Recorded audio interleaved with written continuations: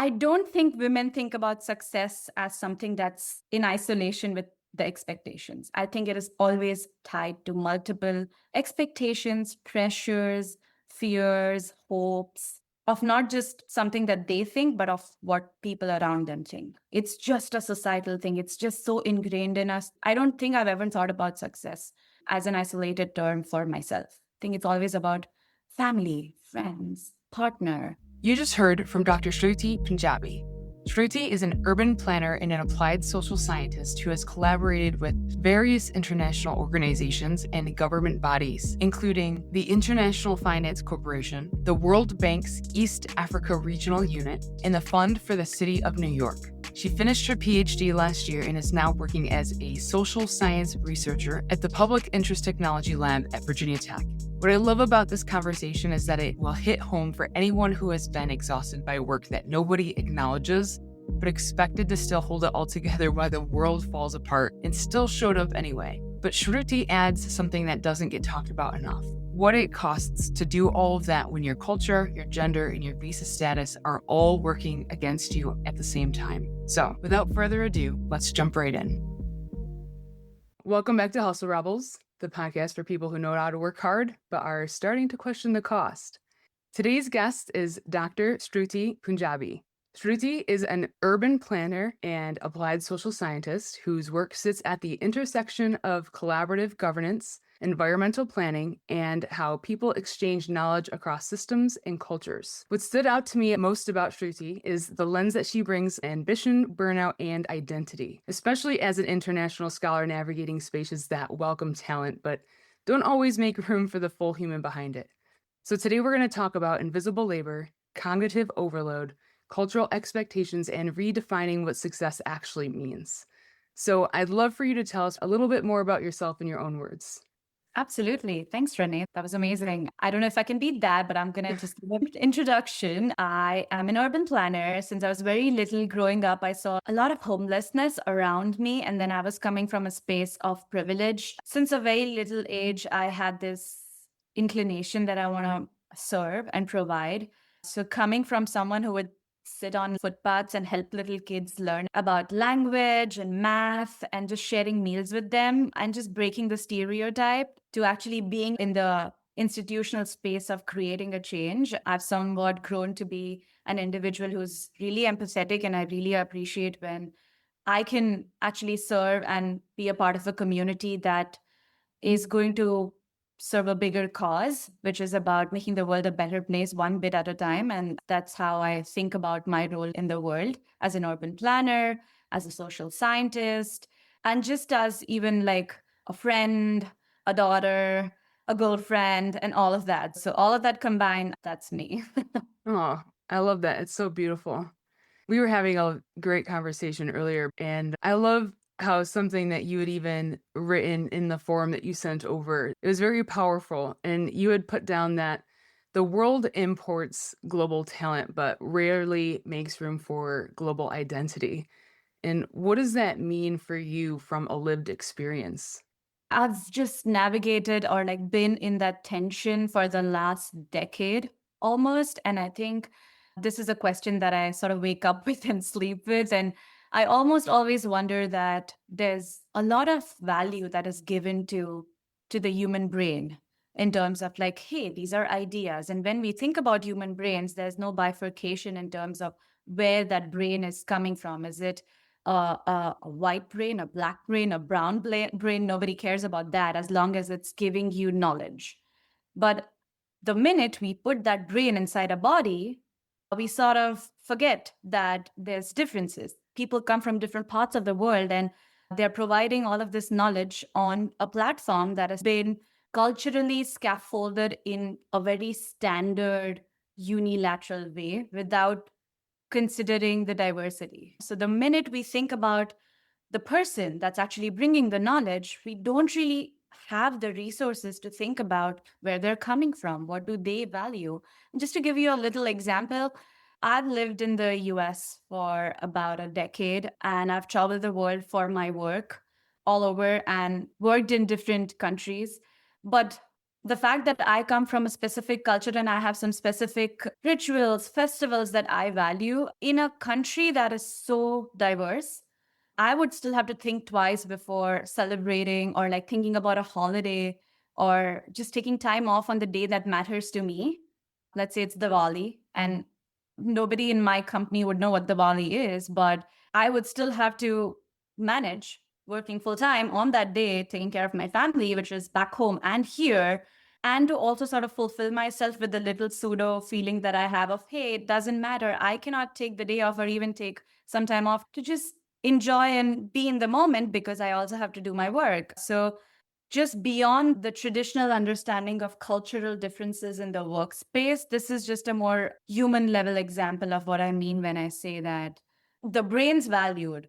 But the minute the brain goes inside the body, there's very less understanding of where people are stemming from and how can we make them more comfortable. Because if we want to sort of monetize on or materialize on their knowledge, we also should give them some space so that they feel welcomed and they feel like they're taken care of or valued for. And I'm not saying it's not happening. I see that sort of diversification happening all around the world.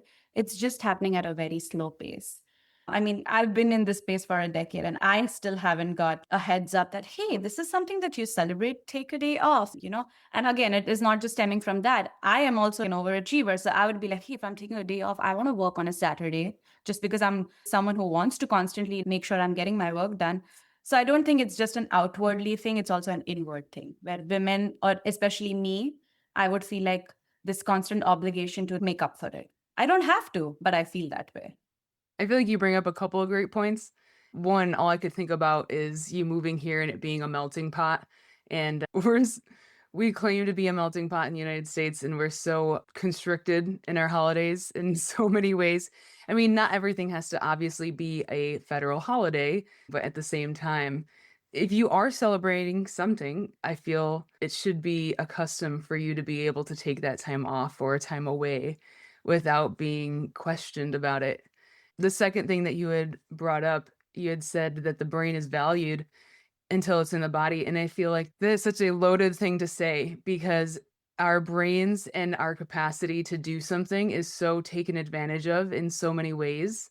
I just feel like I want you to expand on that too and how that is involved in the hustle culture because that's where we lead to a lot of burnout and how we don't find value in ourselves because then we're being taken advantage of in so many ways at our job. I have a very vivid example coming to my mind right now. I'm so glad because of you, I have a platform to talk about something so important. But I was a part of a big research lab very recently for the last couple of years. And I saw that the culture in that lab was something that made a lot of younger early career professionals uncomfortable because of the way the duties and the responsibilities were explained and bifurcated and sort of just delegated. There was no clarity in terms of how people were like the early career professionals were taking up roles. They were just sort of expected to do anything that comes across the next morning. And we had a very diverse lab. It was people from around the world who have now come in the US and want to just exchange knowledge and work on a large climate problem. And what I saw was over time, a lot of people who had the flexibility to move jobs because they're like, let's say, US citizens or like have no visa restrictions. I think 2 years into me being in that lab did not look as white as it looked before. And I don't know if I'm allowed to say that, but It's I could see a lot of people from around the world. There were people from all different races working really, really hard. And then I could suddenly see a lot of locals or white people sort of leaving. And I had a conversation with one of my really close friends and colleagues. And I was like, hey, what's happening? And they were absolutely dissatisfied. They were equally struggling in the role as I was. The only difference was they had the flexibility to leave, and I did not. And my fellow international peers did not because we had other sort of restrictions. And these are invisible restrictions that nobody really talks about.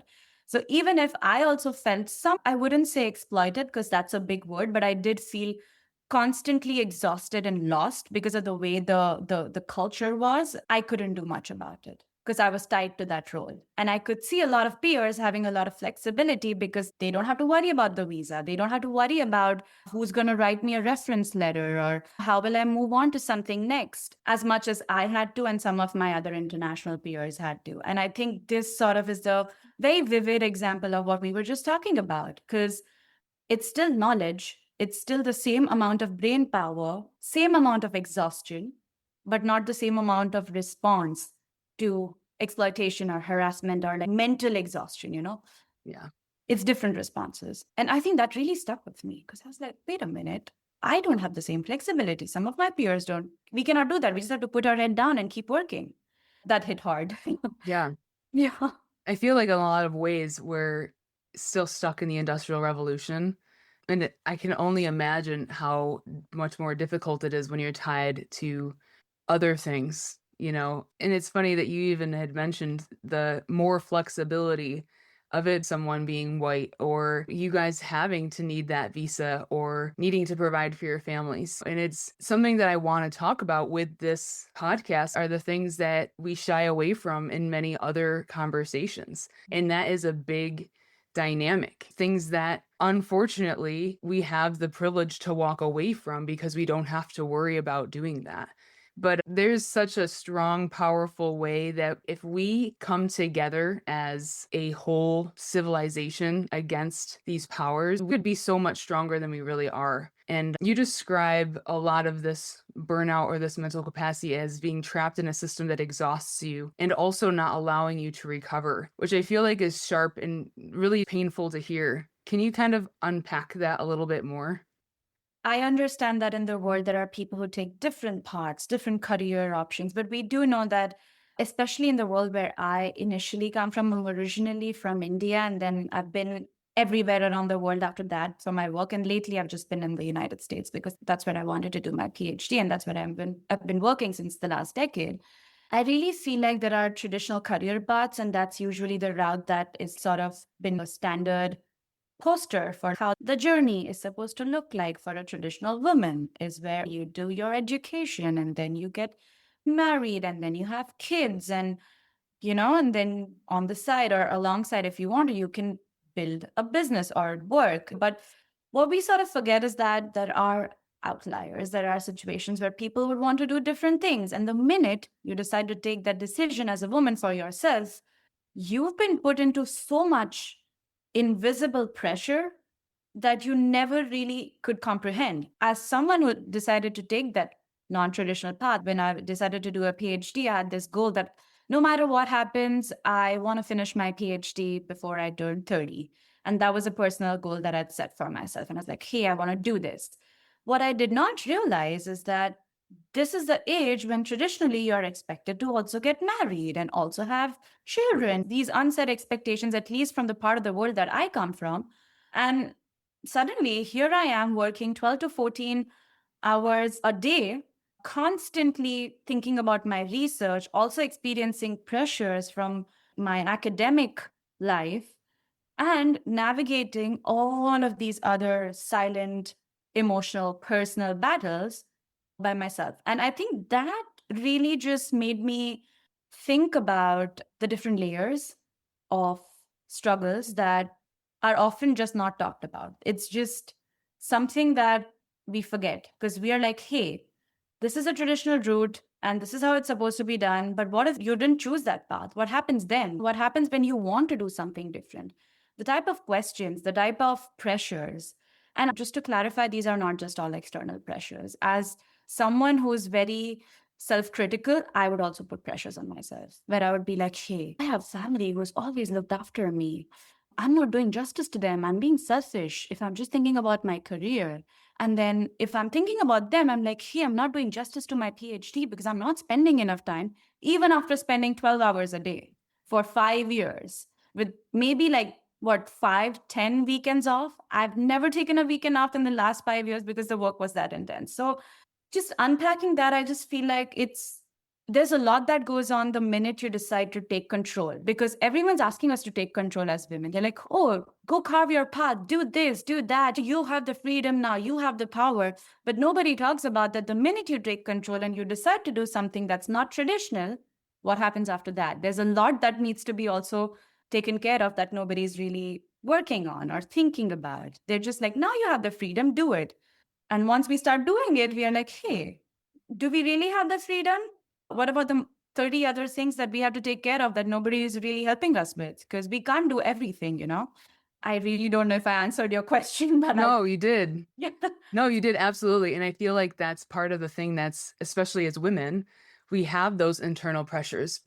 And you say that it's not all external, but I will challenge you on that because although it's not directly external, at some point it was external, right?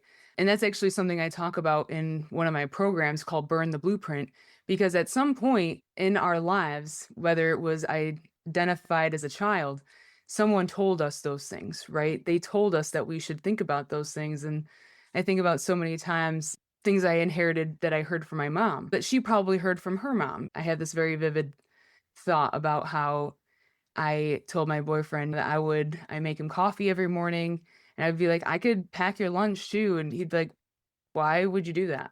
Because my mom did it for my dad, you know? So I was just ingrained in my brain that it doesn't matter if I have my own job, if I have my own responsibilities. I grew up viewing that is what the wife does, you know? So that's what I'm going to do if I'm living with my boyfriend. And then I'm home making dinner. Even last night, I was thinking like, "Oh, he texts me he's on his way home. I gotta stop what I'm doing. I gotta go start cooking dinner." Like, it's just a program that's built up inside of us. So while it's not directly external, we have these internal beliefs that is just built inside of us. And until we start removing some of those identities, we can't go forth and do like, oh, just do whatever you want. We can't rebuild that new identity. It's really interesting. From your perspective, how can you tell if someone is chasing that success that actually matters to them versus some sort of inherited expectations? I feel like those lines have always been blurry for me, you know, what I wanted to do versus what I thought would make my parents feel proud of me. And I'm not stereotyping an entire culture here, but coming from Asia, I really feel like there's this thing where the parents are like, they would always want their children to make them, you know, like do math, do science, make us proud, be a doctor, be an engineer. And things have changed over the last decade or so. There's a lot more diversity in the way people think about work now, think about gender roles now. And there have been multiple great films that have been made in this direction. And they're doing a great job with educating people and populations in different parts of the world now as to how to think about gender roles, how to think about profession and just work that makes you happy versus work that is just work. And I'm great that that progress is happening, but it is very blurry, those lines, you know? There were times in my PhD where I thought, hey, I cannot do this. I need to give up. And it's funny that the thought that kept me going is not because I want to do this, but because hey, it's going to make my parents feel so proud of me. I have to do it for them. They worked so hard their entire life to give me everything that I have. Like in terms of identity, they play a big role and they've been so supportive. So if I give up, isn't that me kind of cheating on them or not being unfair towards everything that they've done for me so far? You were talking about something being ingrained in you. I think that is something that was always ingrained in me. Like, hey, I need to do this because I want to make my parents proud. And it's not like I did not want to do a PhD. It was always my dream. But during the journey, in times where I was giving up, that was somewhere my motivation, but also like somewhere the push that I had to just be like, hey, I need to keep going. I cannot disappoint them. And there's this constant pressure that I put on myself, like, oh my God, they're going to be disappointed. They're going to feel a certain way. And, you know, like, that's not how they raised me. And all of these internal pressures, it just comes to me. And when I look back right now, I'm just like, success as something that was expected and success as something that I thought of is really at the transition phase I'm at right now. Because I'm like, now that I've finished my PhD, I have 10 doors open. Do I want to be like in Geneva working for the World Health Organization? Or do I want to be here? Or do I want to be in Malawi? Or do I want to be? And I have all of these doors. But again, I'm like, hey, my boyfriend's here. What happens now? Do I just stay here? Will he move for me if I move somewhere for my work? What will happen? So I don't know if men think this way. I really don't know. Maybe nowadays they do because I'm glad that my boyfriend said that he would be very happy to make that transition. But I don't know if everyone thinks that way. And I don't know how it would look like when it will actually happen. He is talking about that. But I'm just saying, like, I don't think women think about success as something that's in isolation with the expectations. I think it is always tied to multiple expectations, pressures, fears, hopes of not just something that they think, but of what people around them think. It's just a societal thing. It's just so ingrained in us that I don't think I've ever thought about success as an isolated term for myself. I think it's always about family, friends, partner. Yeah. Yeah. Oh, that's so interesting. Success in isolation. I really don't think women do think of success in isolation. And when I think of men in that aspect, anyone that is a man listening, I would love for them to comment because when I think of men in their success, I feel like they do just assume the next thing that's going to happen. And I was just actually having a conversation earlier today with another woman, and we were talking about how specifically us, when we were thinking about the next thing that we were going to do, our mind starts racing for the next thing that's going to happen or the next reaction that our spouse or our significant other is going to have, which is going to lead the domino effect of the plethora of other things, you know? It brings me to the point of seeing what your own personal experience is as a woman that has not only had the struggles of being a woman in everything that you have accomplished, but the cultural differences as well. I would love to have you share some of that because I feel like it's something that we don't always talk about as women. And speaking of invisible labor and invisible struggles, we often keep them very close to our hearts because we think that we need to put on these facades and be the chameleon, just pretend that everything is okay. We hold it all together most of the time for families or for just everything, relationships. So I would love for you to share that aspect of your life. Definitely. I think there's two strands to it, the cultural difference strand and then the invisible labor strand. And I think they talk to each other, they're interconnected. But just in terms of cultural difference, I would say that when I knew that I wanted to become an urban planner, I was really excited about, like, hey, that would involve so much travel. That would involve so much learning about different cultures, different places. And I would have the opportunity to go in some of the most underdeveloped parts of the world and serve. What I did not realize is that I'm still a woman from a particular part of the world, and I would always be perceived like that. No matter, I'm not going to change my skin. I'm not going to change the way I look. That's not going to change. So I will still be perceived a certain way when I enter a certain contextual setting, and I will have to learn. Nobody teaches us these things. I will just have to learn how to become a chameleon and mold myself to that space. And culturally, when you're dealing with data on the field, now you're in a setting which is extremely rural and you have to sort of blend in. Otherwise, you'll be treated differently. You'll never get to the depths of things that you would have got if you were like, I don't want to stereotype again, but I don't know if a white man is expected to do that. If they're in like the fields in South Africa, they can still be the white man and they can use that as a privilege to then do data collection, and people will still come to them and talk to them a certain way. But I don't know if the same applies for a brown woman, it does not. So I really had to understand culturally that if I'm stepping into this space and if I really want to understand how people think, I will have to really learn about them beforehand and be like, hey, this is how they usually dress up. And maybe I won't have to completely change the way I dress, but I will still have to blend in the culture for them to believe me, for them to trust me, for them to have faith in the way I'm going to deal with whatever information that they're going to share with me. And then a completely different setup is, let's say I'm in a conference in a national funding organization setting and I'm presenting my work, and suddenly I'm with a very different set of peers and I'm still a brown girl and I still have to mold myself. I still have to talk in the language that peers or traditional white men in urban planning sphere understand, so I still have to do that. And there's no training that's given to people. Even as urban planners, we are not taught how to mold yourself in different spaces, but we are expected to be in all of these different spaces. And on top of this expectation, as a woman, there's a whole different layer that you just have to navigate on your own, that nobody's going to help you out with, where you just have to pick it up as you go. You make mistakes, you learn. You mess up certain interviews and you realize, hey, this is not working out for me. Maybe I need a different approach. You do your research, you go back to the field and you get the data again. So the space looks very different culturally. when you think about differences. And even like me just being in the US, if I think of cultural differences and having to navigate that, it's a very loaded question. I would like to reflect on something that we both of us were talking about before the podcast, and it's just about women sometimes having to reclaim their space, and it almost seems like women sort of pitting against each other. I was in a situation where I had to deal with great overachievers in my field coming from different parts of the world, and I expected them to understand my struggles. And I was like, hey, come on, like, this is going to be easy. Well, guess what? It wasn't. It was even worse than I would have expected. Like, it was really bad. It was a nightmare. And I was really shocked because I was like, hey, you're a woman in power and you come from a different space in the world. And now you've built this whole legacy for yourself in a different part of the world. You would understand. And I almost felt a lot of sense of insecurity, a lot of sense of actually using the cultural difference as a disadvantage or as something against me from someone who actually comes from the same culture. And I was really shocked. And it took me a very long time to navigate that.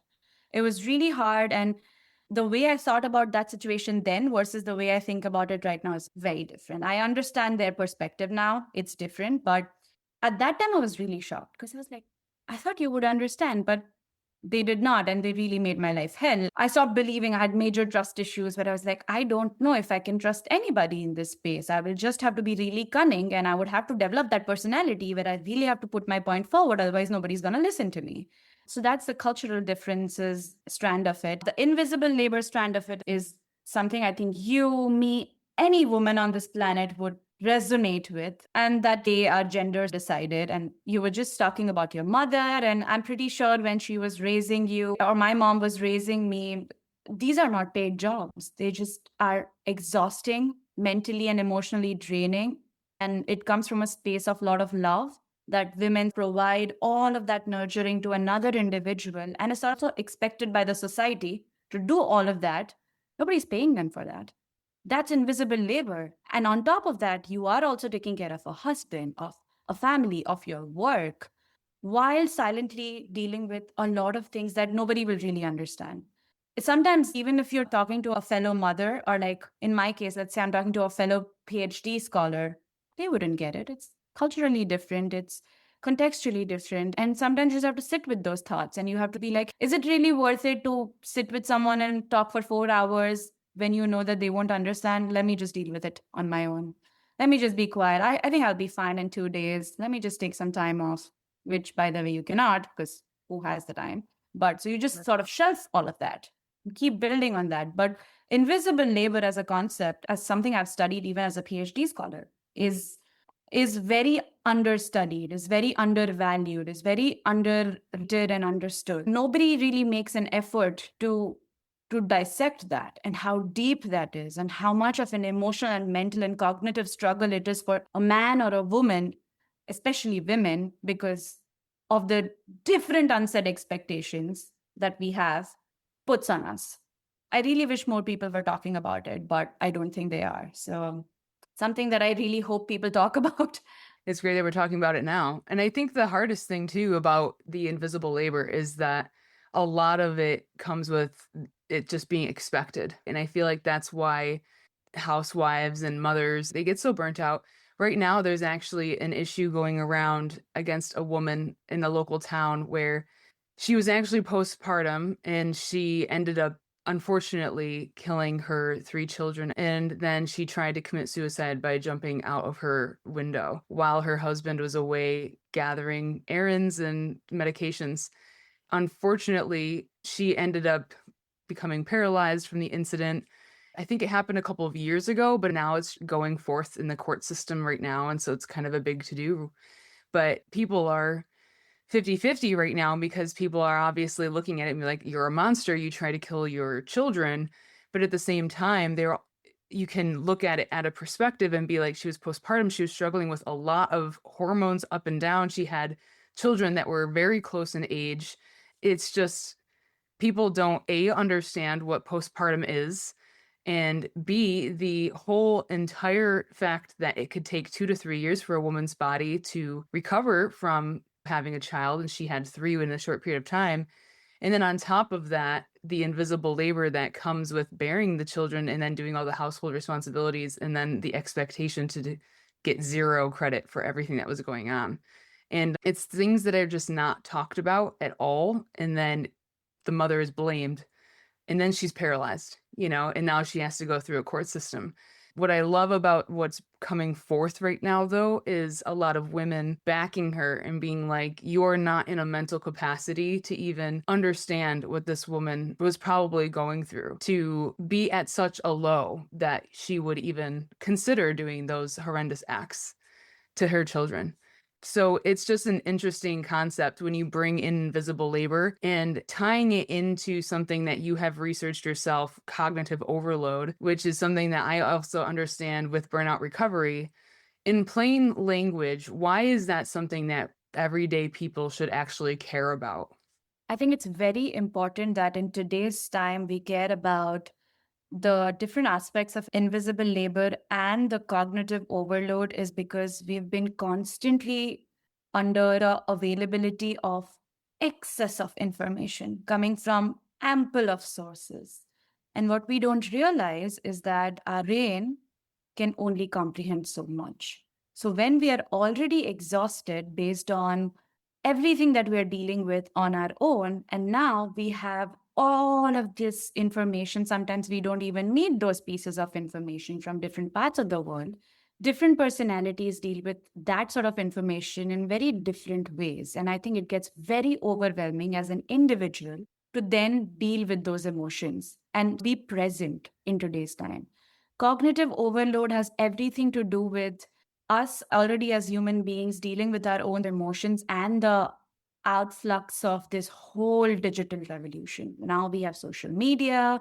Now we have access to the number of deaths that took place in a part of the world at 3 a.m. that we don't need to know at that point because our brain's already overwhelmed. So I think it's very important for us to, at this stage especially, because this is a peak time when we are in the transition of relying more and more on digital technologies and social media, that we reflect on that balance, because it's not like us as individuals are not dealing with any emotions. We are not robots that we can be fed 100 different pieces of news every single day, all day, and we would not have a reaction to it. We are human beings, we have emotions, we are going to have certain behaviors, we all come from different personality types. Keeping our current bandwidth, emotions, and pressures in mind, and the amount of cognitive overload we are experiencing with the current boom of AI and social media, it's only a recipe for disaster. Because we have not navigated the tools to deal with our emotions just yet to actually then be amongst a sea of all of this, ample of information. And we still don't know what we are fed. We still don't know if the information that we are fed is correct or not. The lines are very blurry. And we are here dealing with minds which are 4-year-old, 5-year-old, 10-year-old, teenagers, adults, women, men, elderly, minds that are very moldable, minds that are very easily influenced. So there's a lot of layers to that. So I think thinking of these two concepts together, which thanks to you, Renae, that I'm also thinking of for the first time in intersection, which is invisible labor and cognitive overload, we're not ready for this. Our brains are not ready for this. The problem is there's no control. We don't have any policies. We don't have any regulations. We don't have mechanisms in place that would help us sort of keep these two, even think of these two simultaneously right now. And we're moving at a really fast pace where it'll be really hard for us to catch up, to then regulate these, both institutionally and mentally, both individually and as a society. It's going to be very difficult. What do you say to people that are on vacation and are feel guilty? Because I actually it makes me think about when you're saying that, I literally can see my friend's Instagram story when she's in sunny Florida in the middle of the winter when shit's hitting the fan across the world. And they're like, oh, yeah, I'm on vacation. I know I shouldn't be feeling great right now because of the world just like shitting on itself. But you know what? I'm trying to have a good time. And I just specifically remember sending her a message being like, you need to just enjoy yourself. We are not meant to know what's happening out in the other side of the world. With your personal experience of the research and everything that you've done, what would you say to people that are feeling guilty for enjoying their life or doing what they need to do while half the world is in shit. Absolutely. And to your friend, I'm also guilty, just so that you know. I've done that all. I'm a Gemini, and I think that makes me, it's just the empath thing.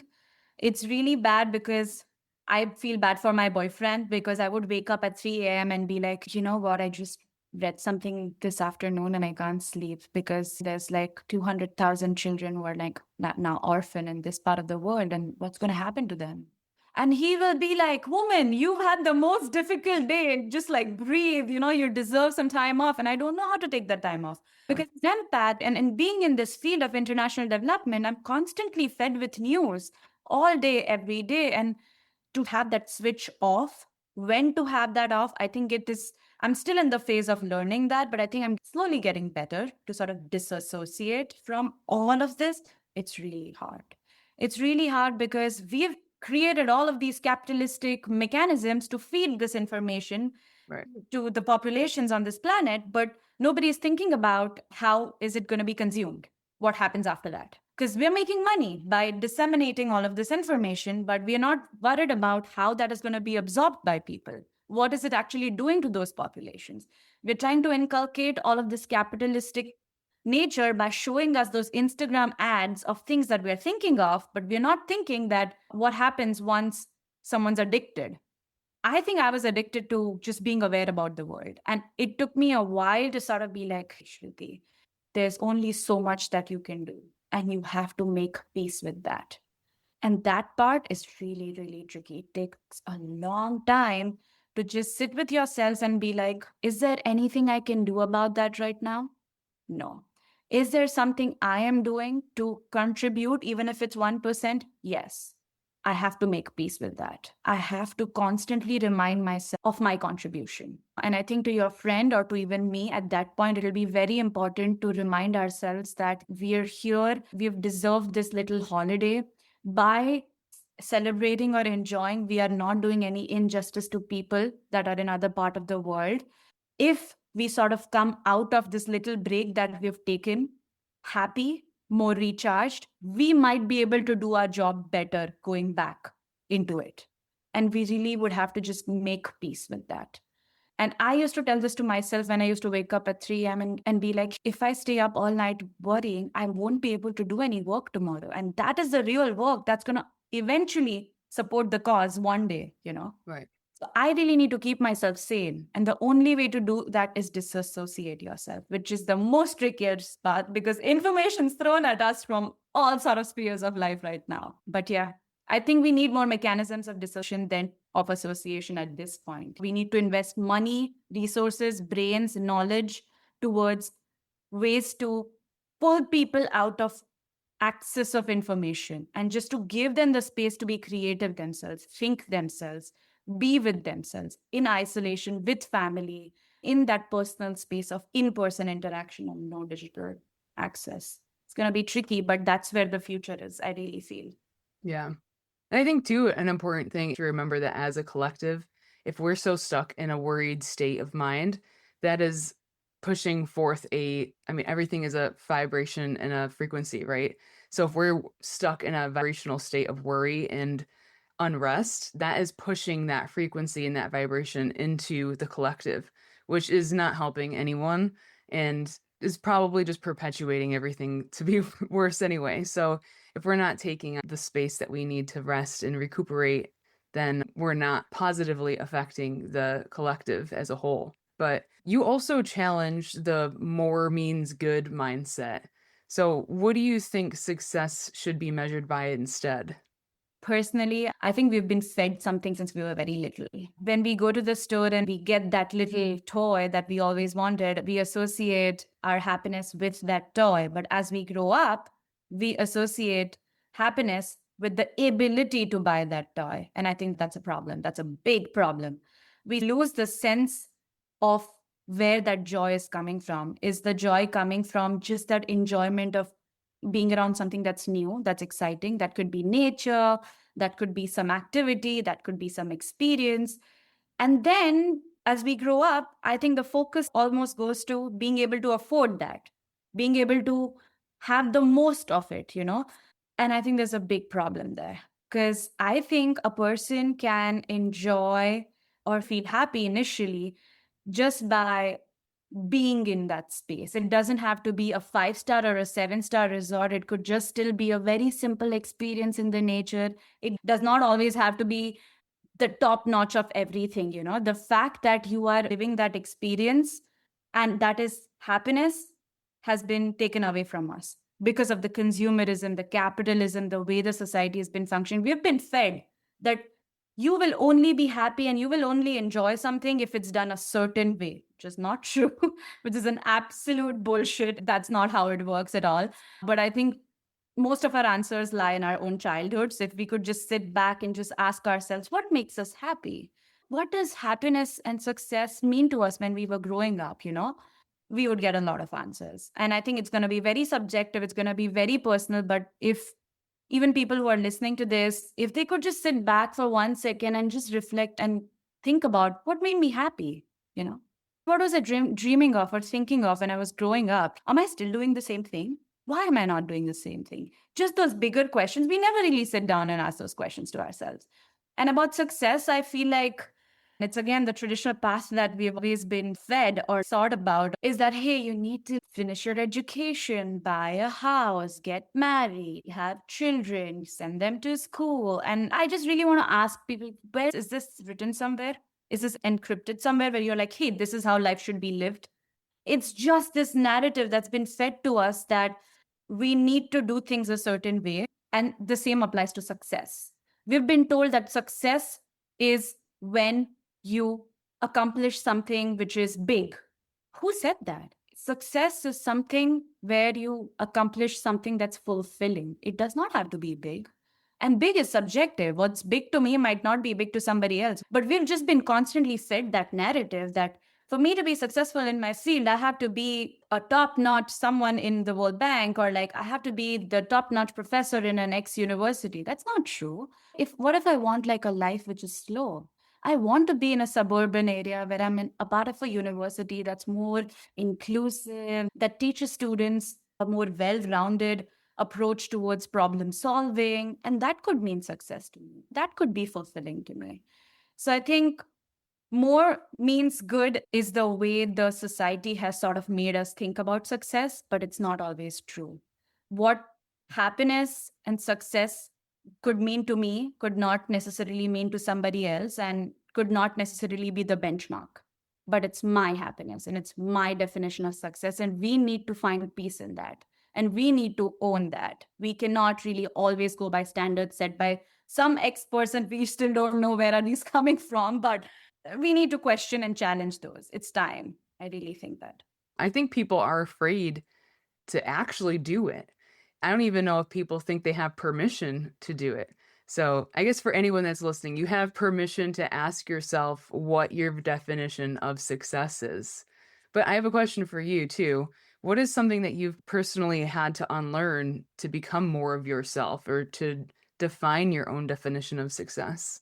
Lots of things, but I would just say one very important thing that applies to everybody is to be comfortable in your own skin and is to just believe in yourself. I really think we constantly put so much pressure on ourselves that we have to be the gold standard set by somebody sitting somewhere. It's not true. I really had to unlearn how to be the best at everything.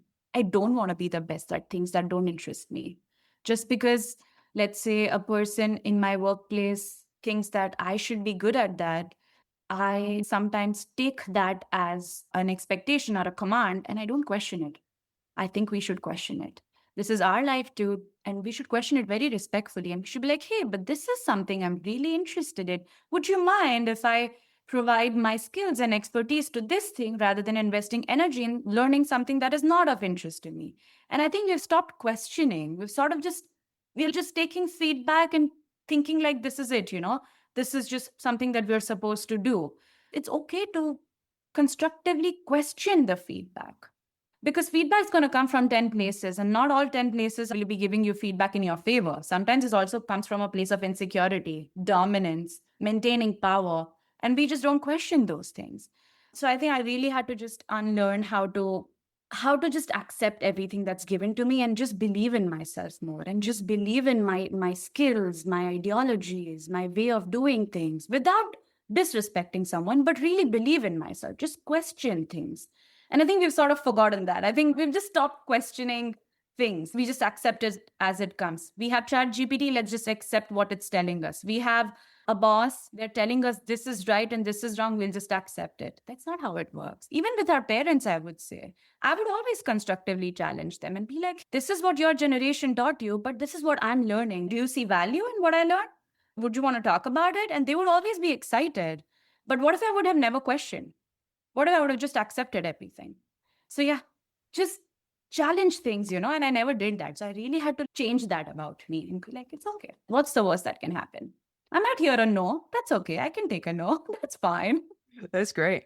I used to be called insubordinate at work because I would just ask questions. And there's nothing wrong with asking questions. In fact, it's how we build trust in ourselves too.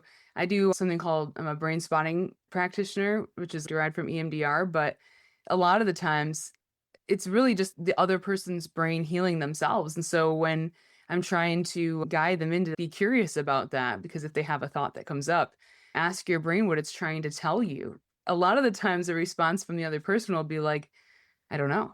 And I'm like, but you do know because it's your own brain telling you. And like, I just don't know. And I'm like, you do know though, but you're just so reliant on like the meme telling you a therapy session or some long drawn out story on Facebook that you're relating to. We just get so caught up in everything else telling us what we should do, what we should know, how we should feel, that we stopped questioning our own intuition and what we should be questioning. I really do love that perspective you bring to that. And so I just have one final question for you. So if someone is listening right now and they're feeling exhausted from trying to just fit in rooms that they've outgrown, what would you like them to hear today? Instead of what I think they should hear from me, I would like to leave them with a question. If they could think about that in their free time, and I think that's something that's going to definitely help them feel a little less burnout and a little less exhaustion. And this question is something that I was asked during my PhD journey, and it just sat with me. And I was like, wow, it just brings me so much joy just thinking about this. What if I would do something about it in the future? So, to all the listeners, and I would really like to just ask them this one thing that they should think of when they're feeling a burnout is, if money wasn't a concept, what would you be doing right now? I just want them to sit with it. And every time I sit with that question, it just brings me joy. And I'm like, oh my God, what would I be doing right now? Like, what is it that would bring me joy and fulfill me in terms of passion towards work? So every time I feel exhausted, I just zone out and I think about that. And the next day or in that evening, I would just sit with it and I would do something on that ground just so that I feel full. So if they would like to do something like that, I think that it would bring them a lot of joy. I love that question. I feel like that's a great ending to have. Well, Shruti, this was a very thoughtful and important conversation for everyone listening. Thank you for bringing both research and the real human aspect side of these topics as well. So, for everyone that is listening, where can people connect with you and follow your work? Oh, absolutely. Yeah, Renae, I had a great time chatting with you. Thank you so much. I think you're doing a great job by bringing some of these really key topics that really need to be talked about in the forefront. And I really appreciate it. And I really support you. And I wish that you keep having these amazing discussions with people and share your experiences, because I'm really looking forward to keep learning from you and the people who keep joining this community of yours. So kudos to that. But to connect to me, you can connect to me on LinkedIn. My first name and my last name, it's Shruti Punjabi. And on Instagram, it's my first name and my last name again. You can just find me on Instagram there. And Rennie, if you could leave it in your text bubble somewhere, and I would love to chat with people who would like to teach me something on this or learn from me or just talk more, share experiences. I look forward to that. Yeah, absolutely. I'm going to definitely put everything in the show notes as well so that all those links will be available to be able to connect to. If today's episode resonated with you, make sure you subscribe and follow. So until then, thank you again for this awesome conversation, and we will see you guys next week. See you guys. Bye.